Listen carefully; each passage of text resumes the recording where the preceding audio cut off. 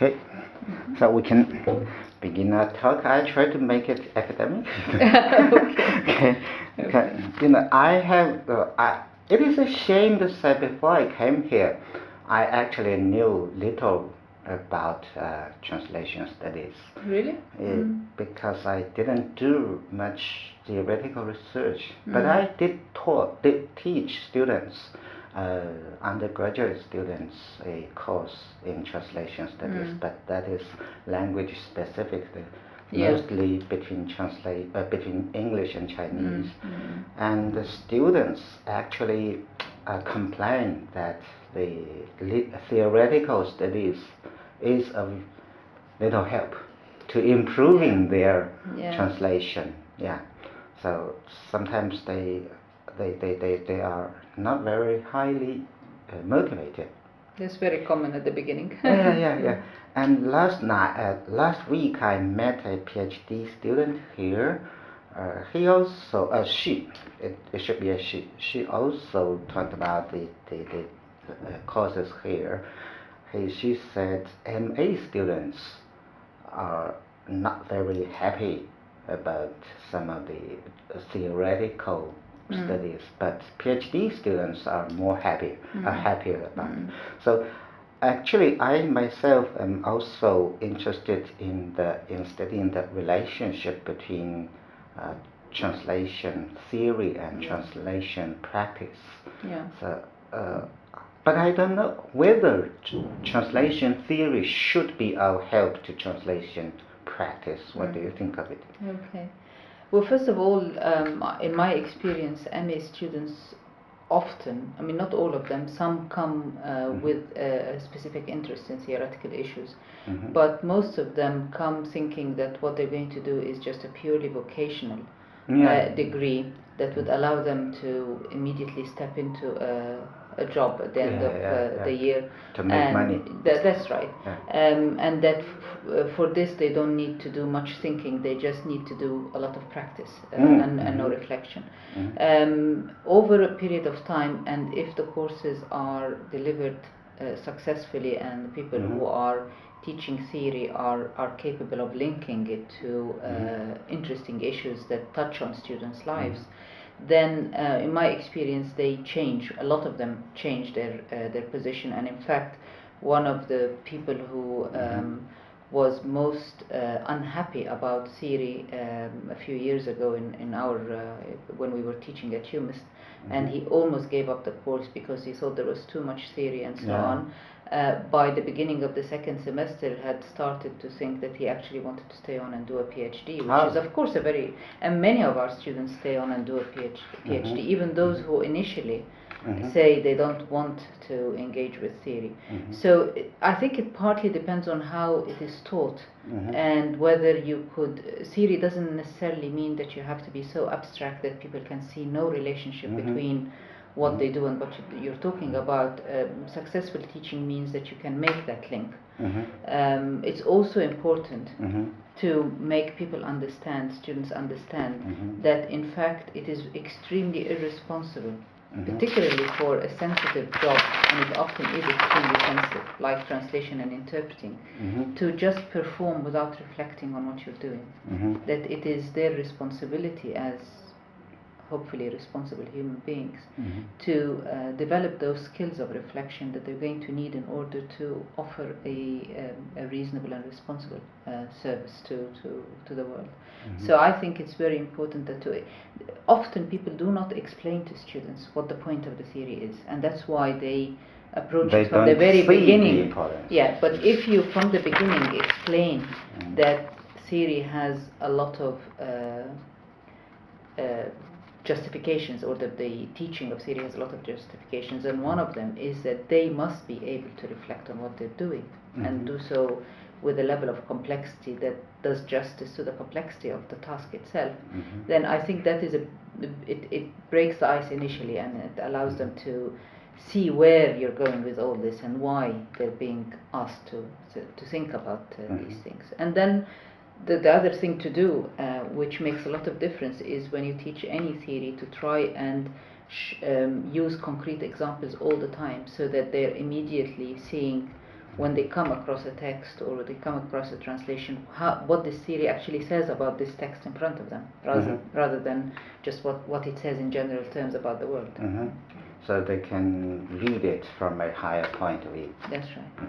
And on the other hand, in China we also have quite a few translation theorists, and they just keep publishing the so-called translation textbooks. For example, I came across a translation textbooks for undergraduate students. That is quite a good theorist, I think, and he talks translation theories a lot, and I think very well. But the examples, the translation examples he provided are really badly translated. Are they? So this is the other aspect of the question. Yeah. So do you think a translation theorist should be a good translator? I think a translation theorist shouldn't use their own examples anyway, not as a default, because you have to maintain some distance between what you're saying and how you're applying it and how you approach a text.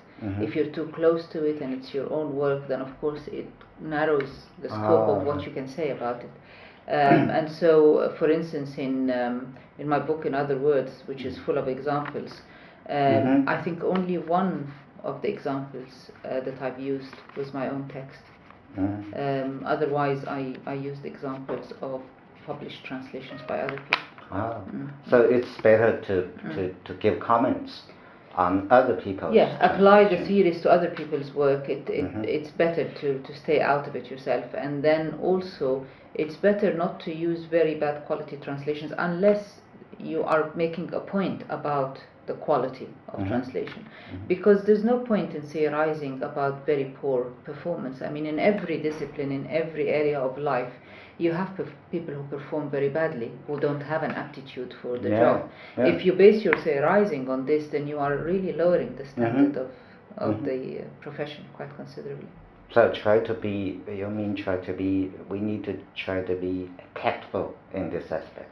Not just tactful, but in order for theory to be useful, you have to start from a reasonable point. If you start from the point of just sheer linguistic errors and infelicities, then you're not going to be able to see the bigger picture because you're too bogged down in very low-level detail.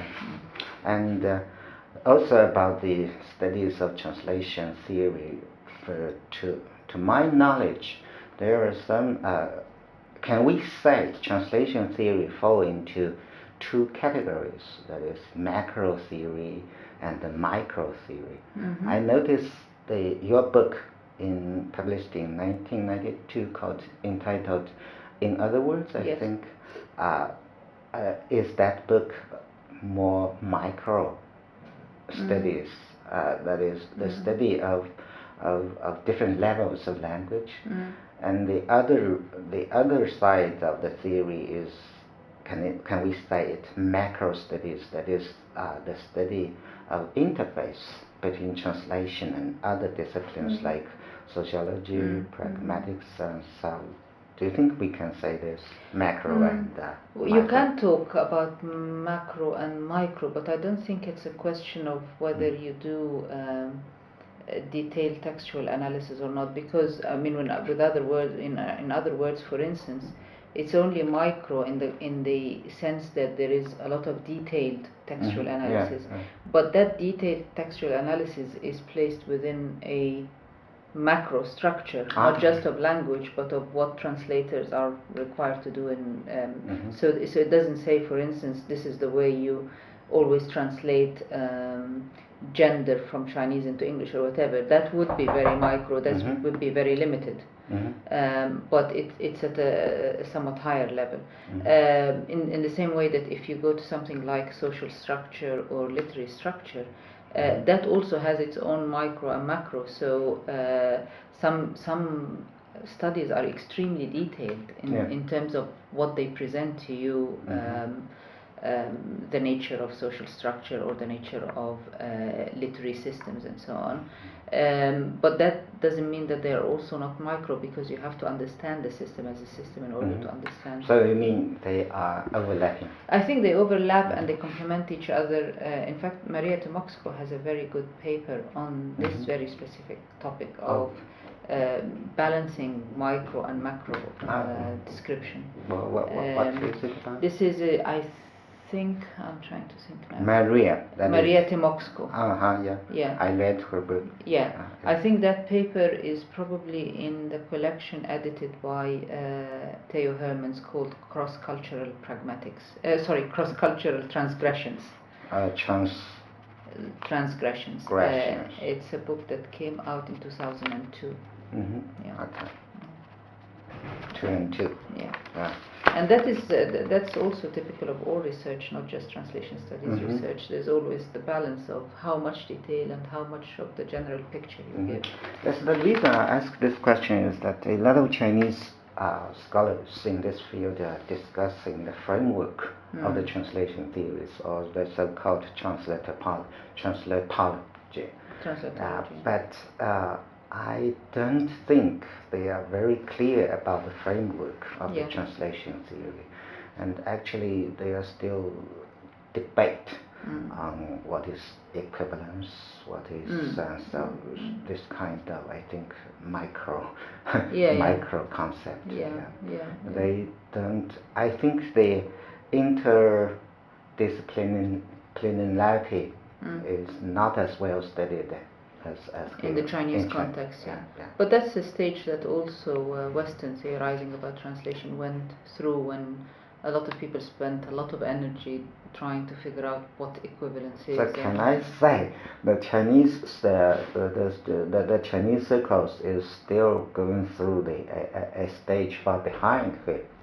I suppose in some respects, perhaps in some respects, but in other respects also the Chinese produce some excellent work and some very sophisticated work. So it depends really, but perhaps it's not as widespread and as it ought to be. There are only a few people really engaging, or at least the ones we see, the ones I'm familiar with through having read them in English.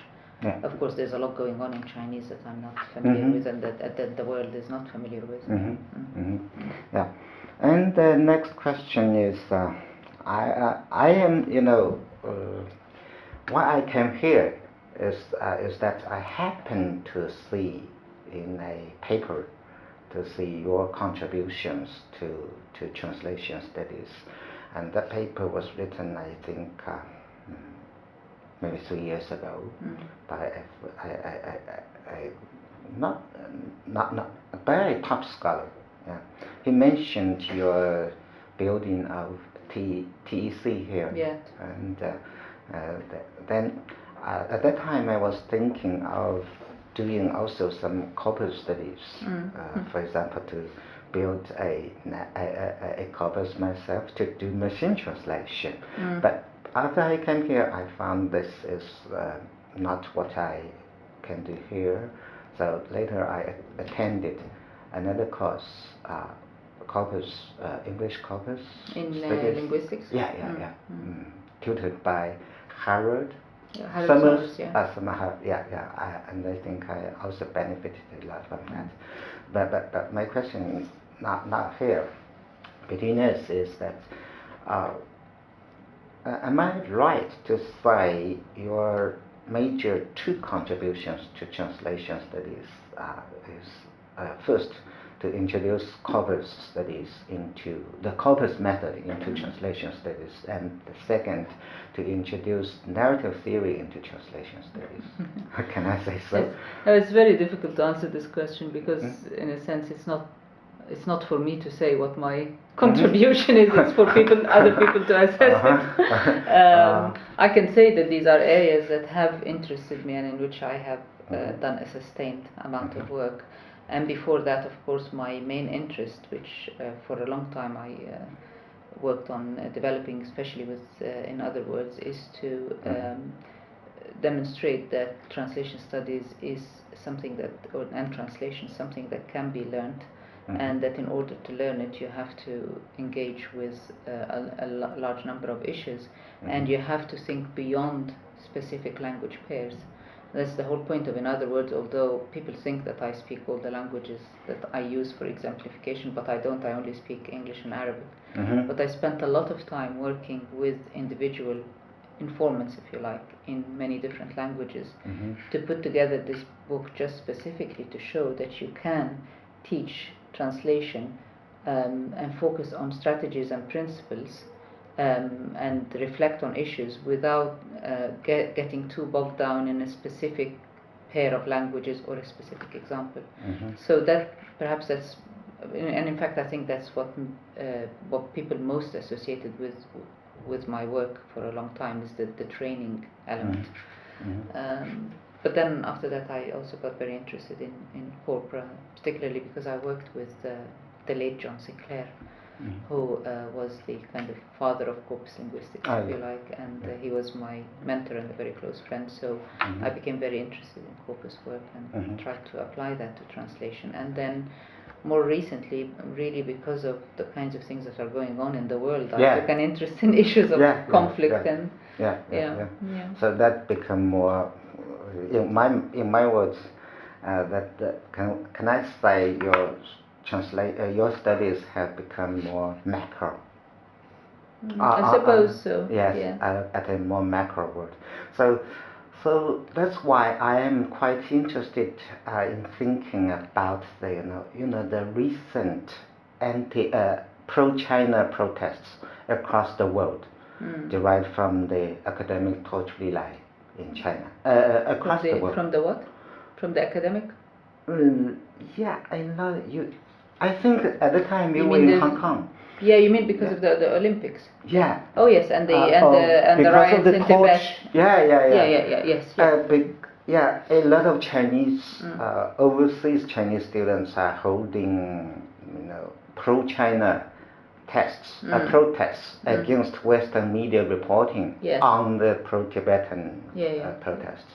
And actually on April 19th, I think at the time you were in Hong Kong. Yes, and probably very close, I can't remember the exact date, but I was also running a debate in the British Council with somebody from the Financial Times magazine and Professor Chan, who is an award-winning media specialist and journalist, works with Chinese, and Professor Andy Kirkpatrick, who's an education specialist. We were running a debate in the British Council precisely about translation in the media and the role of the media in constructing our consciousness about the events and how translation figures in that context, and actually, and of course in the case of China it figures very prominently because all this reporting is being done in English, and a lot of people are being translated in ways that I used some examples at the time, exoticize them at the very least, make them sound as if they don't belong to our world, these are kind of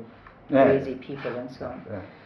And what is translated, what is selected for translation, what is not selected for translation, and put through the media. It's quite interesting to study that. So yes, I was very interested in, and I remain very interested in the kind of media attention that was accorded to this whole issue.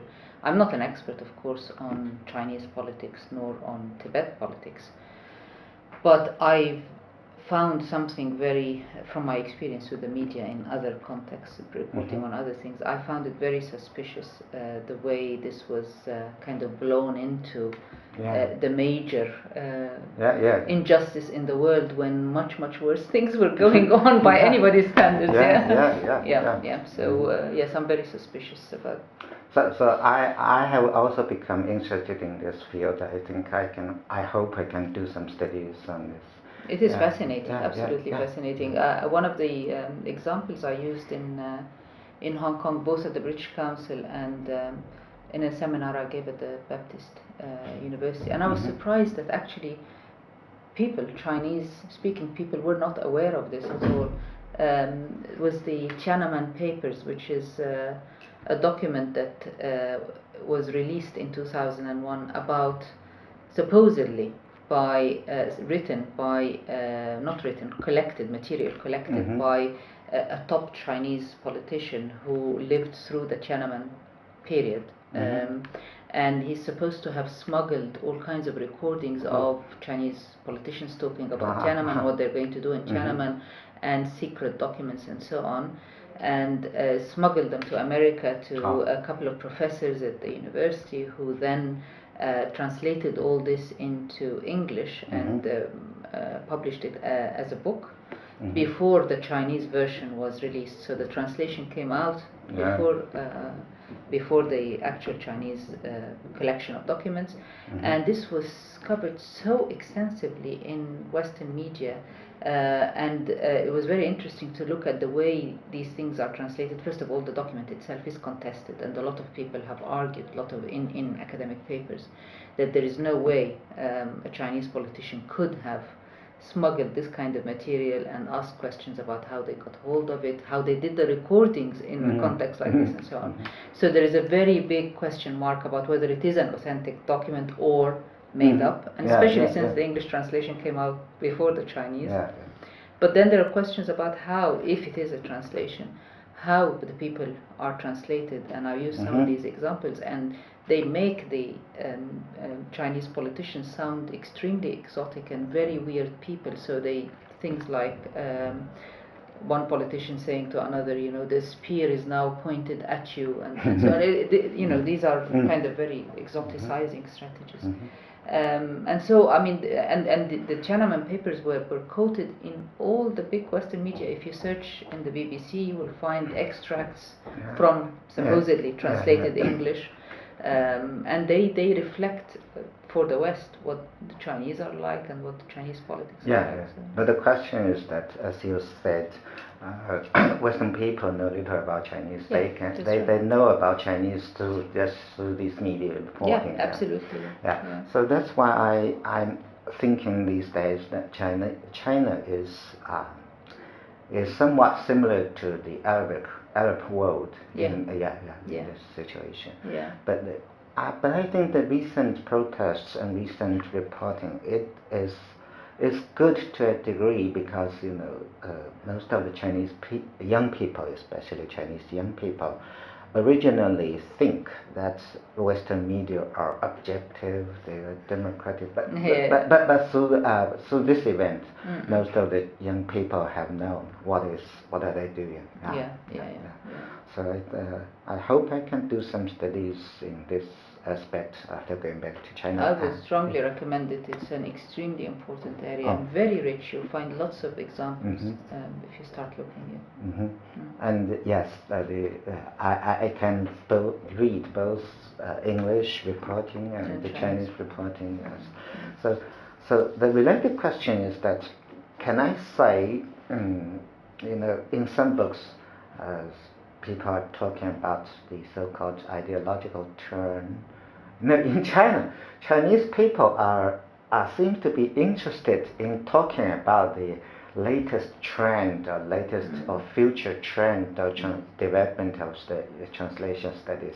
I noticed that in your talk in Fuzhou Normal University, a teacher asked you about what is going on, maybe you have forgotten, what is going on in the world of translation studies. So I am also concerned about such questions. For example, can we say, is it ideological turn in translation studies after the cultural turn?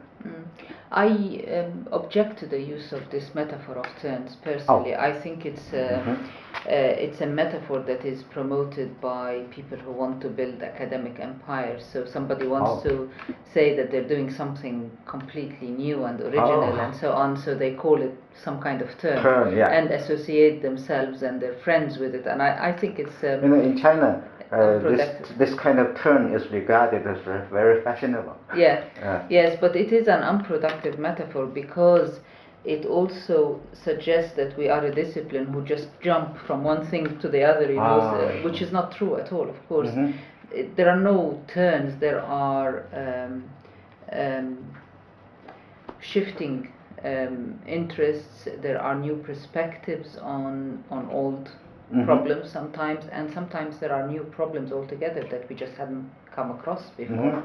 And so people's kind of attention shifts slightly. Doesn't mean that they drop everything else, but you get more interest in new questions sometimes and new methodologies, and that happens in all disciplines. And the most important thing I think to remember is that what happens in translation studies is not disconnected from what happens in other disciplines in the humanities. I have a whole paper I wrote on this a few years ago when people kept talking about the linguistic turn and the cultural turn and so on. What I've tried to do in that paper is to show how these shifts in perspectives and new understandings of the role of the researcher and what kind of research is productive and so on can be traced, the same lines can be traced in new kind of studies in linguistics, in new studies in sociology, in new studies in philosophy and so on. So it's a general kind of it is just a general academic development. culture, general academic culture, and so you get increased interest on reflexivity, for instance. That is not specific to, this is one of the issues actually that's most noticeable in translation studies now, beginning to attract a lot more attention. And then you can see it in linguistics, you can see it in a lot of other disciplines, the idea that we have to reflect on our own research. And we've told professionals that they must reflect on their work, but we haven't reflected on our own positioning in relation to the research and why we're doing this kind of research and what implications it has and so on. And similarly, this kind of idea of looking at, I mean, this is connected to the idea of ideology, of course, because if you're going to reflect on your positioning as a researcher, then that is because you have stop telling yourself that you're doing very straightforward objective analysis, and because you're looking at material that is complex, that is sensitive, that is ideologically loaded. As for instance, if you start looking at the media reporting of Chinese, one of the things you've got to engage with then is reflecting on your own position. Where do you stand in relation to this? Are you objective? Can you be objective? And so on. So these are kind of shifts in perspectives that are all connected to each other. It's not like suddenly just turning to culture or ideology. There is so the word turn is not very good. I don't I find it kind of just a signal of academic empire building, really. Okay, this is a very surprising point. Really? I'll pass it to into China definitely. Okay, and so the next part is something about your personal profession. I think which do you think are the most two of your important books? Is that can I say it's translation and conflict, and the encyclopedia of translation? Depends on what you mean by important. If you think in terms of reception and in terms of what most people make use of, then this then is by what I far, mean. in other From words, the viewpoint of your reception. Well, again, reception depends. I mean, there's reception by students and professionals and so on, which may be very large numbers, but they are not the people who write the reviews, and they are not the people who not write academic the research. enough, you mean? Well, not influential enough. So they make use of it, but they're not necessarily influential enough to turn it into a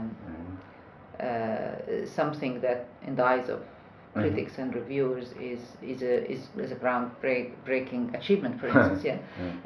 But in terms of, if you look just at sales numbers, then of course, in other words, is the most influential. It's adopted as a course book in many places. It's sold over 35,000 copies, which is in academic terms is a huge number. It's been reprinted numerous times. So that's probably in that sense. In that sense. But in terms of what I would like to think of as a hopefully in the long term will be a more influential work would be translation and conflict. I would hope so, because it starts a new theoretical perspective. And open people's mind a lot. And what about Encyclopedia of Translation? I have noticed this is the third time you revised it. Second time. Second I'm revising. time. Yeah, it will come out in a few months' time. Yeah. Yeah. Can I get a copy before I go back to China? I hope so. When are you going back? August, by August 20th. I don't think so. No, I don't think it will be out yet. Oh. So probably October, November. Oh, so it's a pity I cannot. I'll send you a copy. I'll be happy to send you a copy. Thank you. Yeah. And let me see. Oh, and the next thing is, well, you have been to China for several times to give lectures. I think you're very welcome, and Chinese people like your perspectives of the studies. And my question now is, could you give some comments on the translation studies in China? Yeah, I've been going to China for a number of years now, and my first trip I think was in 2000, Beijing. I think it was 2000. And I have noticed a huge difference every time I go back. Actually, China is a really rapidly changing society on all levels, and that also includes the academic context and the translation studies context. So every time I go, and of course sometimes I just give a lecture, but even sometimes from the lecture, from the kind of questions that you are asked, you can gauge what is going on. But also sometimes I attend conferences and I listen to other people presenting their work. And I mean there is really a huge difference. People are maturing very quickly. Their ability to present information systematically and they seem to have a lot more access to material that is published much in the West more than access they used to. now. And they're using that in the research, so that when they give papers now, they're not disconnected from elsewhere. They're making the links and they're fitting within the body of scholarship that is already there. That's a big difference. Before it used to be, because they didn't have as much access to this material, it used to be an isolated piece of research that didn't quite connect. Even linguistic skills are much higher now. Present in English and so on. And of course the facilities you have in the universities are very much better now, and that helps people. I don't mean just libraries, I mean all the facilities, lecture theaters, the technology, everything. And so the projectors, and so there is a very noticeable trend upwards in terms of level of maturity, presentation skills, facilities, everything really, which is very good. I'm very pleased. And what I mean is, several years ago, people, I think the most influential scholar, overseas scholar, is to Chinese translation circle is Neither. In many parts of the world, actually, not just China. But do you think is Neither really so important in translation studies? At his time, he was extremely important, yes. I mean, of course, now he is very old, he has stopped, obviously. The guy must be about 90 now, so you can't expect him to produce anything new or startling, you know. But I think he was one of the people who established translation studies as we know it today. He was one of the people who theorized systematically, experimented with applying different kinds of linguistic and other theories, and he was one of the people who also tried to put all that in a way that made sense to people, giving lots of concrete examples and talking at a level that made sense to professionals. And I have to say that, I mean, Bible translators in general, not just Neither, have been instrumental, I think, in developing the discipline. And I remember when I sat down to write In Other Words many years ago, started perhaps in 1990, a lot of the work that I depended on as models of how to approach putting together a textbook was Bible translation material, including Neither's work. So I think he's been extremely important. And for his time, pioneering and extremely innovative. So I think he is a good combination of theorist and translator. That's right. he did translation himself Yeah. and he theorizes it. Yeah. Okay. And yeah, let me see what is still left. Another question is, I I can see some of your academic positions and titles for some associations and journals, something like that. For example, yesterday, I noticed you were a editor of what, Scase, right? SCASI, yeah, one of the SCASI, the Slovak. Slovak Association of Studies of English. That's right. They have a kind of a journal, online journal on translation. Could you give me a list of this kind of? There's too many. Too many. Yeah, that's why it's not urgent. You could write it down and mail. I'll try and add them to the website. I mean, I've added a few things to the website. I have noticed your professorship to some. Yeah, I've added those recently. Chinese and Hong Kong. I'll try and add the. Yeah, try to update it. Okay, I will. And Professor He has invited you to be the so-called honorary professor in his. Yes, he's already given me that invitation. For 3 years. Yeah. So, but he is the dean of the foreign languages department now.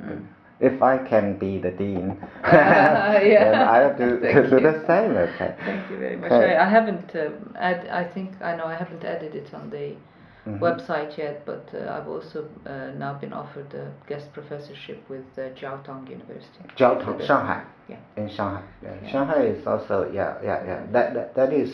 That school is growing very fast also. Yes. So how many schools, can you remember how many schools, universities have you been giving lectures in China? Oh, quite a few. As far as I know, Beijing University, Beihang, Nanjing, Fujian, and another one in the Fujian province. Trying to remember. Guangzhou, it's quite a few. Shanghai, several places in Shanghai, including the aeronautics. Aeronautics, the maritime. Is there any? So when will be the first time for you to go to China next? Not this year. Hopefully, actually, I don't know. I'll have to find some time to go next year because of Jiaotong as well. So sometime next year I'll have to go. So is it, for example, I think according to the schedule here, it seems it's easy or it's more convenient for you to go abroad during the Easter holiday? Sometimes, yeah, Easter or the summer. Sometimes in January. Yeah, it's in the periods in between teaching. Yeah. Okay, I think. Oh, there's one more small piece. Okay. I noticed the message you forwarded about the PG conference here. Yes, that's at the end of June. Yeah, end of June. Will you be giving some I'll be at the round table at the end. I will participate at the round table, but we have keynote speakers from outside. Yeah. For 2 whole years. For 2 whole days. Yes. Okay. Yeah. I hope I can be visiting it. Good. Yeah, but I need to pay, right? Yeah, I'm afraid so. Yeah. Because anyway, I am still here at that time. Yeah. So I think you'll find it very useful. Yeah, they won an award from the university for this project. The students who are organizing the conference. Yeah, this is the. Yes, I noticed the one is called Vicky. Vicky. Yeah. I told her about it, and by the way, the Hume Hall seemed to be very close to where I am living. Oh, very good. Very convenient for you. Yeah, very good. I just walk around. Okay, I think I finished my questions. Okay. Okay. So thank you very much for your time. Thank you. Okay. Thanks for your questions, interesting questions. I hope I can make more progress. Yeah. And before I came here, I focused on teaching, not on studying. But now I think I can do something I am interested in, and Good. of course with your help. I hope I can get help. I'll be more than happy to help you, of course. Thank you very much. You're very welcome. Okay. I hope this works well.